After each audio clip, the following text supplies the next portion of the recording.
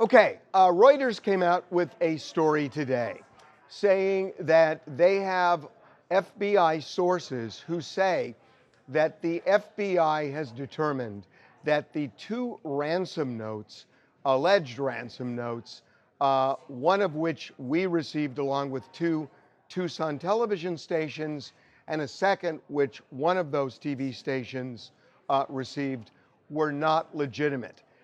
And also that the demand letters that we had been receiving from somebody demanding 1 Bitcoin in return for saying who the kidnappers are, identifying them, that too is not legitimate. So we decided that we would pursue this and see if in fact this is real, that they've discounted it. It's not what we had heard, but it was possible, so we made calls. So I am going to tell you that I spoke with two people in the FBI, one of whom is involved in the investigation, one of whom is an official. And the official in the FBI, who asked I don't use this person's name, said this: it is more likely than not that the two ransom notes are real, are real. Further in that conversation, this person said, they are more legitimate than not. That's a quote. Now, they haven't determined it is for sure real, but they definitely have not determined it is for sure fake. And as for the demand letters that we've been getting, where somebody is asking for 1 Bitcoin, they say it is less likely that those letters are real, but they have not discounted that either. So I think this goes to the legitimacy, really, of the ransom notes, because that's really what's important here.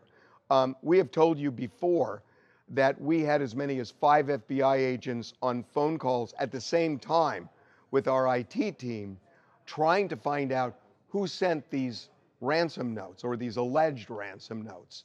And they have not been able to do that. We are told today that they are still pursuing those two notes, the two alleged ransom notes. They have not determined, I want to repeat, they're real, but they have definitely not determined that they're not, and they lean more toward legit than not legit.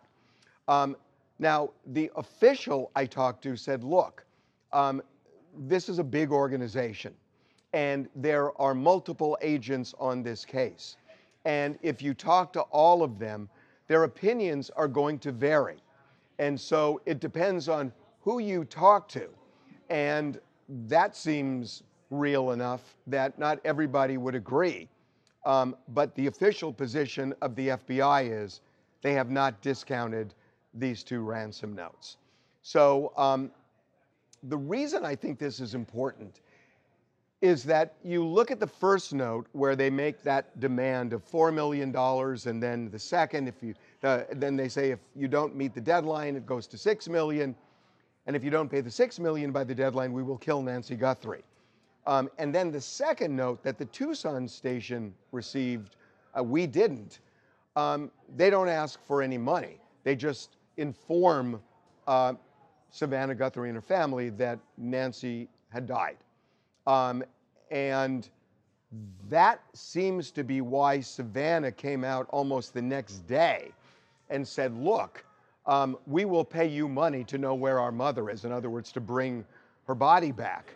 And it now kind of makes sense. The reason she said that is because that second letter did not ask for any money. It was almost like, these kidnappers were not banking on the fact that Nancy Guthrie would die in their watch, freaked out, didn't ask for anything, and just went underground. And she's saying, no, we will pay you, but they have never to be heard from again.